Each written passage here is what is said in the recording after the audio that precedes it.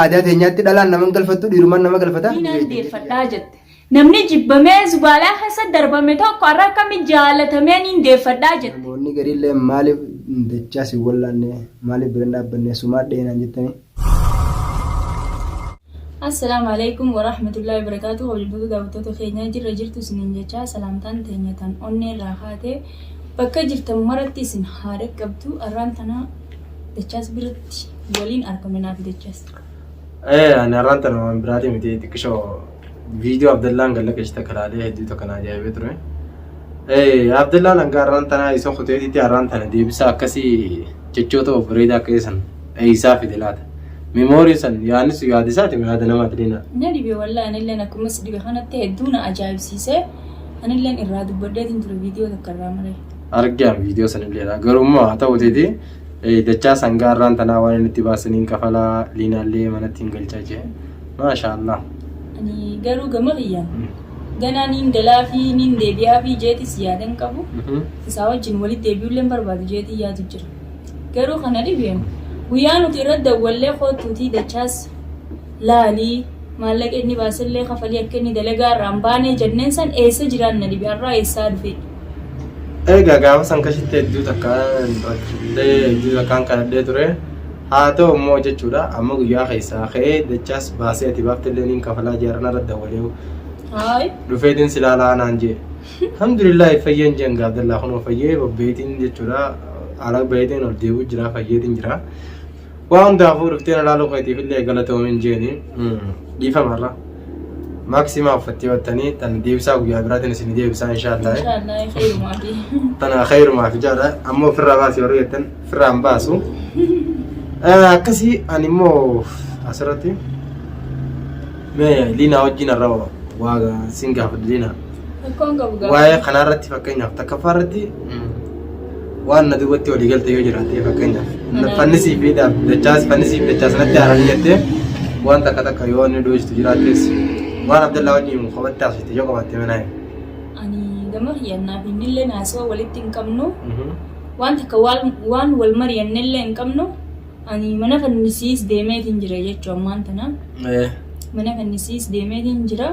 Akkuma arganii viidiyoo irratti illee ni argan jeetii yaada ani mana fannisiis deemeetiin jira naaf fannisiin illee xiqqishoo walitti aarree viidiyoo maru jeetiin ture aara keenya kana waa hunda rakkoo fi bal'oo oliin baasanii jeetumaan keessumatti dhiisee garuu anaaf Abdallaan jidduu wanni takkaas hin jirtu waan wal mari'annees hin qabnu waan takka illee waliin mari'anne. Akkasii daawwattoota keenya xiqqishoo dhiyeenya kana nutummaan wal afaan garagallee turre.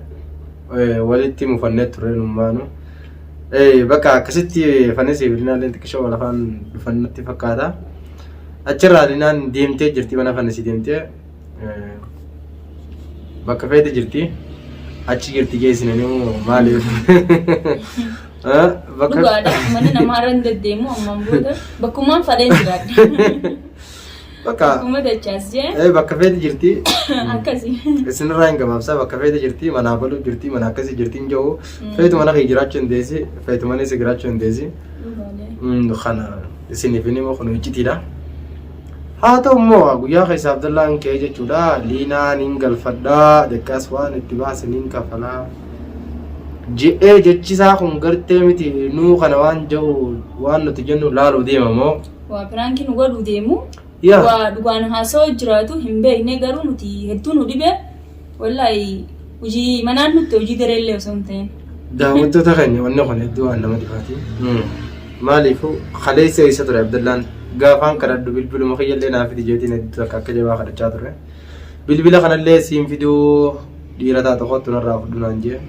Anilleen akkasuma akkuma siin jechuu ture sanitti ani intala dhalaatiin dhaadachuu ture dhaadannoo hedduu naaf dhiyeessuu ture garuu har'a guyyaa keessaa ka'ee haadha mana kiyyaa haadha mubaarak kiyyaa niin galfadhaa ilmoon haadhaan bareeddii haati ilmoon bareeddii jechuu ture jechuu jira ammoo garuu an dhugaadha sila ilmoon haadhaan bareeddii haatilleen ilmoon bareeddii akkuma inni juusanii ani akka zubaalaatti ni ilaala maaliif yoo jettanii maaliif gaafii kanaan na dummeessitaa wali jettan ani intala dhalaatii halkaniin shaaraa irratti ari'amee zubaalaa keessa taa'e achirraa maamma fuudhee fannisii fi dachas mana fannisna geessanii garuu har'a deebi'ee guyyaa keessaniin galfadhaa gizee jiru bakka itti na darbe san gartee zubaalaa keessa achumaa dhaqee na fudhate jeetii yaada garuu an isatti nin deebi'e jeetii si yaadu maaliifi hedduu takka waan hin itti aara qabuuf dubbachuullee hin danda'u garuu hedduu.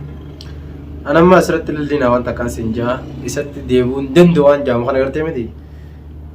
Tanallee ani si wajjin hin jiru maaliif yoo naan jettee hanga fedhe namni kunii walitti aaruun takka illee ni jirti.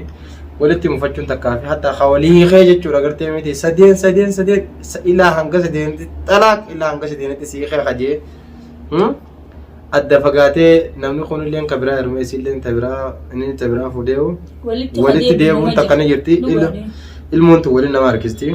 Anamma asirra dhaabbadhee kana dhugaadha ati ittiin deebuu Abdallaa wajjin waan takka walitti hin qabne jetteesi tana yoo atummaan jette malee ansi wajjin hin jiru maaliifuu tana isin lameen jidduu ilmoo jira.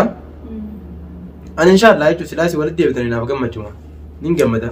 Garuu silaa dhuguma bultiin teessan yoo isiniif tolte akka duraanitti isiniif deebitee isiniif tolte hedduu dasna jaa garuu immoo waan guyyaa keessa Abdallaan fakkeessuudhaaf fakkeessuudhaaf akkanatti harakaata namarratti godhu kana hedduu takka wanna jidduudhaan deenya kana waa'ee Abdallaa dhisnee turre xiqqisha rakkoo wayii xiqqoon takka nu mudatte. Anis deenya kana dhukkubaa ture mana hakimaatiin ture arraantanaan dhufee jechuudha guyyaa sadii maafur viidiyoo maxxansine jiru akkasitti balaan xiqqoon qabdu akka tasaa xiqqoo wanni xiqqoon takka mushkilaan xiqqoon takka qabdee turte saniif saniifuu inshaallah du'aa itti godhaadha tunis teenyaa miti.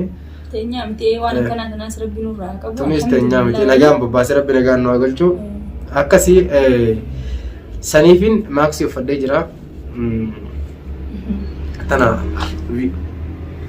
Tana guyyaa biraa viidiyoo guutuu inshaallah isiniif waraaba. Amma immoo waa'ee moo eegalle kana finna jeetii yaada. Meeliina siif Abdallaan yoo fakkeenyaaf ati gara fuulduraatti Abdallaa wajjin walitti hin deebattee waan jettu ni qabda? Ani waan hin juulle osoo hin qabne Abdallaatti nin deebi'aa jeetii si yaadu.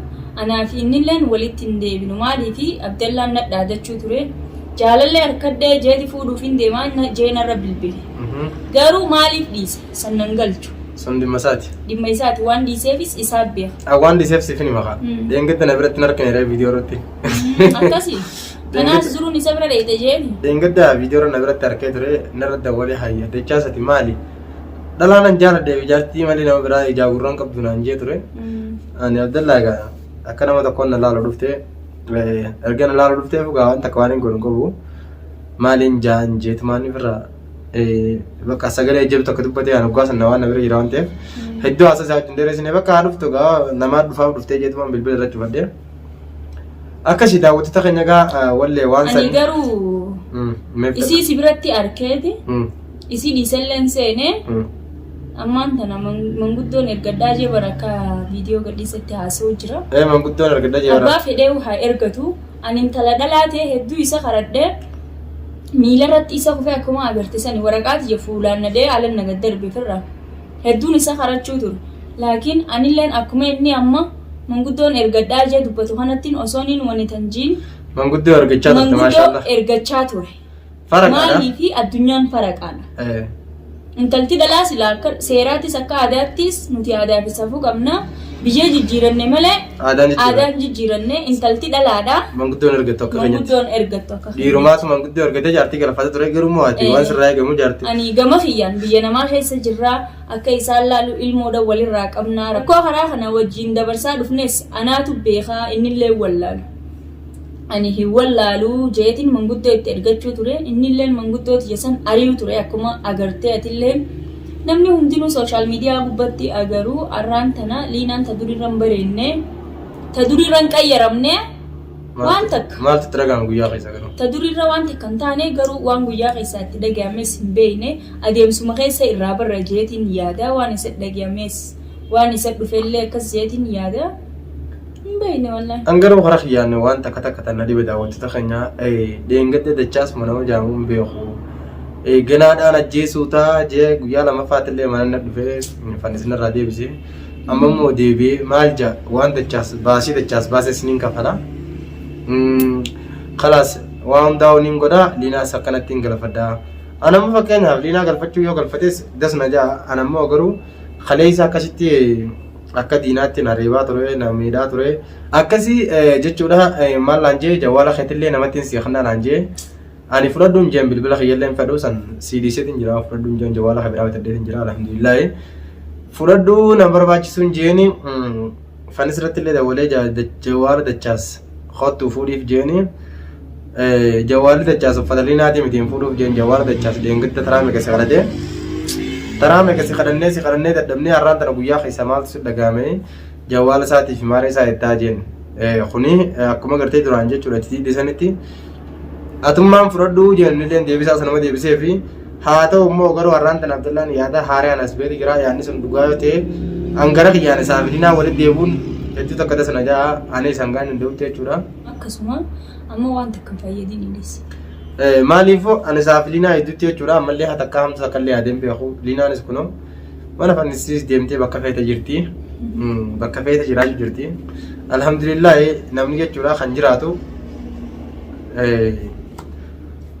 bakkuma rabbise jiraachise jiraata maaliif liinaan gandarra deemaa artiis injiinaadha akkana naa wayya deddeemu kana naa wayyaa wanda laattee tana taate siitee jira moo konfolummaa tana deemuun tun garteemi tanaan naa wayyaadha namni hiraatan akka inni bishaan laga as deemichi deemu uffata naa dhiqi mucaarraa akkas godhi namni naan jiru garuu ani konfolummaa tiitan akkasatti silaa ilmoon isheen bira jiraatteen fadha ammallee ani isa deebi'aa jeetis yaadu ilmooti yafaan irraa fudhadhaa jeetin yaade malee har'allee taanaan barullee taanaan Abdallatti hin deebi'u jeetin yaade.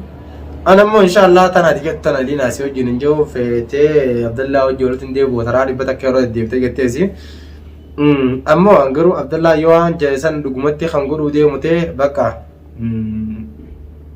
uumaan jiru yaada bareedaadha.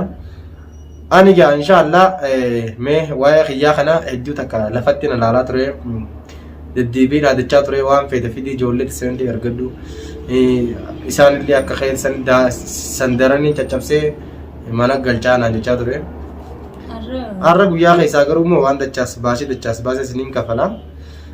Haadha mana kiyyaatillee niin galfadhaa jee haadha mana isaa galfatee rakkoon hin jirtu sun isa laallatti.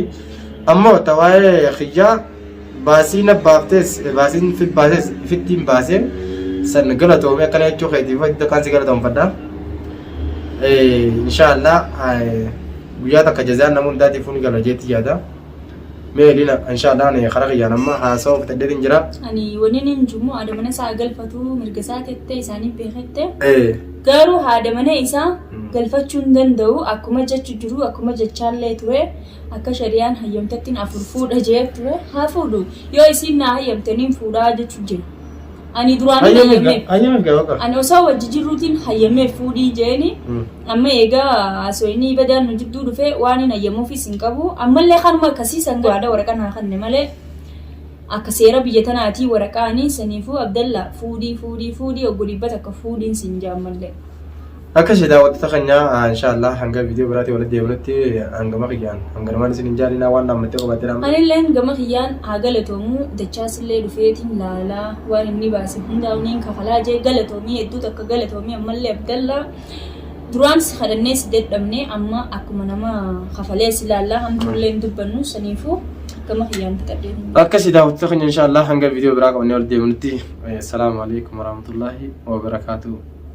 Nageen nutura.